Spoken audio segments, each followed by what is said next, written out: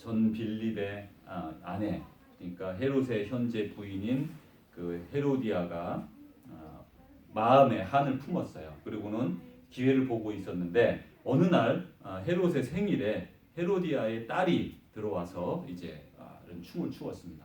근데 이 당시 춤은 그 이제 손님들 앞에서 춤을 추게 되었는데 그 이 당시 춤은 그런 거였다고 합니다. 이렇게 관능적인 뭐 그런 춤이었다고 합니다.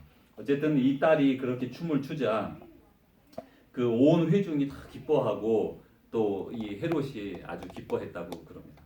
그러자 헤롯이 이렇게 말을 했습니다. 마태복음 14장 7절 8절입니다. 7절에 헤롯이 맹세로 그에게 무엇이든지 달라는 대로 주겠다고 약속했습니다. 그러니까 약속을 했는데 헤롯이 맹세로 그냥 약속한 것도 우리가 꼭 지켜야 되는 건데 맹세로 약속을 했어요. 이렇게 맹세를 할 때가 우리가 가끔 있어요. 맹세를 하고 싶을 때요. 나 정말 하늘에 맹세하는데 막 이렇게 말하듯이 이제 맹세를 하면서 네가 달라는 건 뭐든지 이 나라의 절반까지라도 주겠다 이렇게 이제 말을 했습니다. 그러니까 이 그 헤로디아의 딸이 엄마한테 가가지고 물어보죠. 그러자 헤로디아의 그 헤로디아가 말하기를 이제 세례 요한의 머리를 달라고 해라 이렇게 해서 결국 그 헤로디아의 딸이 와서 이렇게 말합니다. 세례 요한의 머리를 소반에 얹어 여기에서 내게 주소서 이렇게 말합니다. 그 왕이 근심하죠. 그렇지만 자기가 맹세한 것에 대해서 이렇게 이 크리스찬도 아니잖아요. 헤롯이라는 사람이 그렇지만 하나님을 아는 사람도 아니고 그렇지만 그 사람 앞에서의 맹세 뭐 이게 자기 자신에 대한 그런 신의 이것 때문에 어떻게 할 수 없어서 마음에 두려워하고 그렇게 하지 않아야 된다고 생각하지만 할 수 없이 그 일을 행하게 됐어요. 그러니까 사람들이 맹세라는 거는 그거 한번 뱉음으로 말미암아 일이 발생되고야 말죠. 그런데 두 번째로 보면 또 비슷한 일이 있었는데 대제사장 가야바의 집 뜰에서 예수님이 이제 신문을 받고 있었습니다. 그런데 그때 이제 많은 사람들이 막 모여서 특별히 예수님의 제자들도 이렇게 거기에 한돌 있었는데 이제 같이 모여 있는데 이 베드로가 저 바깥쪽에 앉아 있었다고 그래요. 그런데 뜰에 저 구석에 앉아 있는데 그 여종이 그를 알아보고 너도 저 사람과 한 도당이다. 너 갈릴리 사람 아니냐? 한 도당 아니냐? 이렇게 말을 했어요. 그래서 아니라고 그렇게 말하고 두 번째 다른 여종이 이 사람은 나사렛 예수와 함께 있었다라고 말을 했습니다. 그러자 이 베드로가 이렇게 말합니다. 맹세하고 또 부인하여 이르되 나는 그 사람을 알지 못하노라라고 말합니다. 또 맹세하여 부인한 거예요. 그러니까 베드로가 그냥 나 저 사람 몰라 이렇게 말한 것도 나쁜데 저 사람 맹세하는데 정말 모른다 이렇게 맹세도 해버립니다.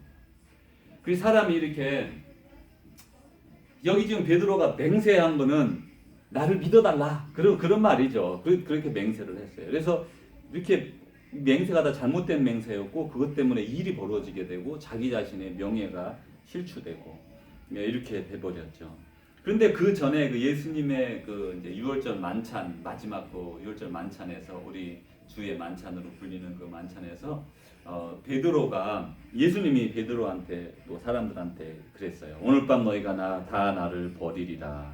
그러자 베드로가 모두 주를 버릴지라도 나는 결코 버리지 않겠습니다 하고 말을 했어요. 그러니까 베드로가 이미 주님께 이렇게 안 할 겁니다라고 약속을 했고 그 다시 이제 맹세로 모른다고 말을 하는 이게 참 부정이 더 깊어지는 이런 게 되었어요.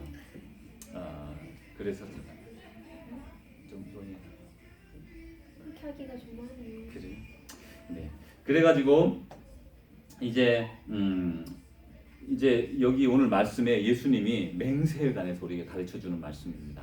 먼저 전통에는 너희가 헛맹세를 하지 말라.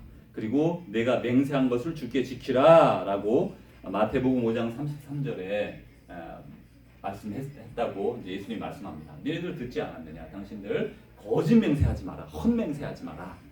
그리고 주님께 맹세한 것은 다 지켜라 이렇게 말을 했어요. 그런데 예수님이 너희는 그저 예할 것은 예하고 아니오할 것은 아니오만 해라. 전통은 이렇게 하고 있는데 너희는 그 맹세를 하지 말라. 이렇게 예수님이 말했어요. 그러니까 지금 여기서 들어가면서 처음부터 예수님은 맹세를 하지 말아라. 그게 가장 옳다. 그 넘어서 나는 거는 악에서 나오는 것이다. 이렇게 말했습니다. 그래서 그냥 아주 결론적으로 예수님은 우리에게 맹세하지 말도록 말씀하셨어요. 그래서 이거의 지침을 철저하게 지킨 사람들이 있는데 SNF파 사람들은 결코 맹세하지 않았다고 합니다. 그냥 예문 예, 아니면 아니오 이렇게 말했다고 하고요. 그 다음에 퀘이커 교도들이 있는데 퀘이커 교도들도 일평생 맹세하지 않았답니다. 그래서 어떤 일이 있어도 맹세하지 않았다고 합니다. 자, 이제 우리가 이제 이 맹세하면 지켜야 되는 서약은 구약의 전통입니다. 민수기 30장에 보면 야훼께 소원하였거나 맹세코 자제하기로 서약했을 경우에, 그러니까 하나님께 서약했을 때 또 어떤 걸 소원하거나 어떤 것은 자제하기로 서약했을 때, 그냥 이렇게 하지 않겠습니다라고 서약했을 때 남자라면 누구나 자기가 한 말을 어기지 못한다고 했어요. 제 입에서 나온 말을 낱낱이 지켜야 합니다. 그러니까 자기 입에서 약속한 것, 이게 맹세라는 것이 약속의 다른 말이 되기도 하잖아요. 그래서 하나님과 맹세한 것, 약속한 것, 자제하기로 한 것 지켜야 된다. 이렇게 말씀했습니다. 그리고 다음에 계속해서 말하기를 너희 입으로 한 말은 반드시 지켜야 한다. 마음에서 우러나 입을 놀려 너희 하나님 여호와께 맹세했으면 그대로 해야 된다. 신명기에서 또 그렇게 말씀을 했습니다. 그러니까 우리 입의 말을 지켜야 한다는 것을 말씀하고 있죠. 이제 이 당시에 예수님 당시에 그 두 가지 불충분한 이런 맹세와 서약이 난무했다고 그래요. 어떤 거냐면 첫 번째로는 그냥 경박한 맹세가 많았대요. 내 생명을 걸고 말하는데, 내 머리를 두고 말하는데, 내 하늘을 두고 말하는데 이렇게 말하면서 쓸데없이 이런 헛맹세를 많이 했답니다. 이 말은 예수님 당시에 신의가 땅이 떨어졌다는 얘기죠. 신의가 있는 사회라면 내가 내 생명을 두고 말하는데 이러이러했다 이렇게 말할 필요가 없죠. 근데 신의가 없으니까 자꾸 이렇게 강조하게 됐던 그릇된 사회였다는 걸 알 수가 있고요. 두 번째로 또 그 당시 있었던 거는 회피적인 맹세가 많이 있었습니다. 이거는 내가 하나님 앞에서 맹세하는데 혹은 하나님의 이름으로 맹세하는데 그러면 그거는 반드시 지켜야 됐대요. 지켜야 되는 거. 자기 자신도 알고 다른 사람도 알고 지켜야 되는 건데 그렇게 말하지 않고 다른 걸로 맹세하면 안 지켜도 된다. 그건 거짓일 수 있다. 이렇게 생각을 했다고 합니다. 그러니까 하나님의 이름으로 내가 맹세하는데 이러이러했다라고 말하면 이거는 믿어야 된다고 사람이 생각했는데 그렇게 말 안 하는 거예요. 그리고 그냥 내가 하늘로 맹세하는데 내가 땅으로 맹세하는데 내 생명을 걸고 맹세하는데 이런 것들은 안 지켜도 돼라는 통념이 당시에 있었기 때문에 사람들이 그냥 웬만하면 다 그렇게 맹세를 해버렸다는 거예요. 그러니까 그렇게 맹세가 막 난무하는 그런 때였다는 걸 우리가 먼저 이 배후를 알아야 되죠. 그럴 때 이제 예수님은 여기에서 이제 다시 좀 전에 우리가 생각했던 것처럼 너희들은 맹세하지 말아라. 예는 예, 아니요는 아니요. 이렇게 말하라. 이렇게 다시 지침을 주고 있는 거예요. 이런 상황에서. 그런데 가만히 생각해 보면 이 맹세를 하는데 하나님의 이름으로 하면 지켜야 되고 하나님으로 이름으로 또 하나님 앞에서 하지 않으면 안 지켜도 된다고 하는 그 마음속의 생각 안에는 하나님의 이름이 있어야만 하나님의 참여자가 되고 하나님의 이름이 없으면 그거는 거짓이고 그렇게 해도 된다는 어떤 이렇게 분리를 했다는 거예요. 그런데 사실 예수님이 여기서 하시는 말씀은 여기서 예수님이 뭐라고 마태복음에서 말씀하시냐면 이렇게 말씀하셨어요. 도무지 맹세하지 말라 이렇게 말을 했고요. 이는 하늘로도 하지 말라. 이는 하나님의 보좌다. 땅으로도 하지 말라. 이는 하나님의 발등상입니다. 예루살렘으로도 하지 말라. 이는 큰 임금의 성이다. 우리가 할 게 없는 거죠. 그러니까 예수님은 또 하나님은 어디에나 계시기 때문에 어디에서 맹세하든 다 하나님 앞에 사는 것이다. 그 말이에요. 예수님은 지금.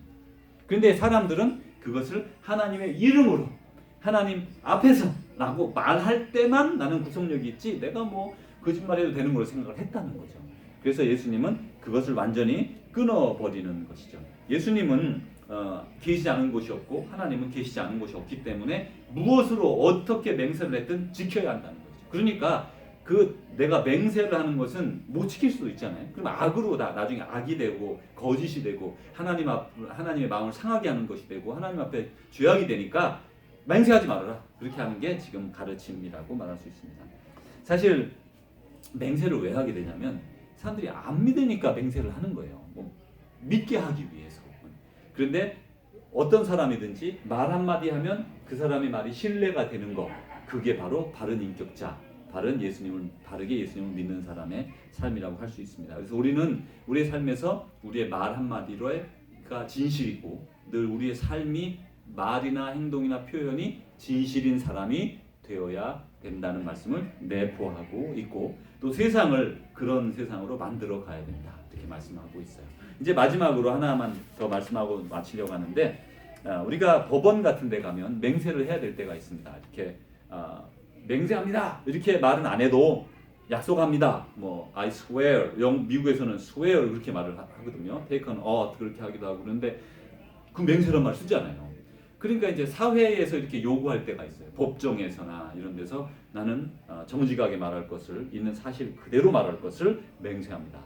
이제 그럼 우리 어떻게 해야 되느냐? 예수님 맹세하지 말라고 했는데 어떻게 하느냐? 이것에 대해서는 그것이니까 난 절대로 맹세할 수 없어, 그럴 필요는 없다는 거예요. 예수님이 지금 여기서 그런 말씀이 아니고 그냥 있는 그대로 그리고 가서 말을 해야 되죠. 그렇게 말을 했을 때, 자기가 맹세했을 때는 있는 그대로 거짓대로 말을 해야 되고, 거짓으로 말할 생각이라면 말을 하지 말고 맹세를 하지 말아야 되죠. 그냥 거짓말하는 거와 그거 자체도 잘못인데 맹세까지 하면서 거짓말하는 거는 더 잘못되니까 거짓말을 하지 말아야 된다는 거예요. 그래서 이제 이렇게 사회에서 요구하는 그런, 워낙 사회가 부패했으니까 맹세하도록 하는 그런 것에 대해서는 그것이 죄악이 되거나 그런 것으로 이렇게 주님이 생각할 것 같지 않지만, 그런 제 생각입니다. 그렇게 생각 들지 않지만, 그러나 그렇게 해놓고 거짓을 말한다면 이건 또 하나님께 큰 죄악이 되는 것이죠. 그래서 우리의 삶에서 예는 예, 아니오는 아니오 이렇게 말하고, 도무지 절대로 가능하면, 여기서 지금 도무지, 그러니까 하지 말아라, 맹세하지 마라, 그렇게 말씀하고 있는 게 주님의 가르침이에요. 요즘 우리가 이제 미국에서 쭉 살아가면서 맹세할 일이 별로 없었던 것 같다는 생각이 듭니다. 법원에서나 이렇게 그렇게 선서할 때는 그러지만 맹세할 일이 별로 없는 게 참 감사하고, 그것이 우리의 인격이고 진실이고, 우리의 말은 진실을만을 말하고 알고 있는 진리만을 말할 것을 약속하는 바른 인격자가 되어가는 것임을 또 생각하게 됩니다. 우리 모두 오직 주님의 말씀을 듣고 맹세는 도무지 하지 않는 그런 우리 식구들 되기를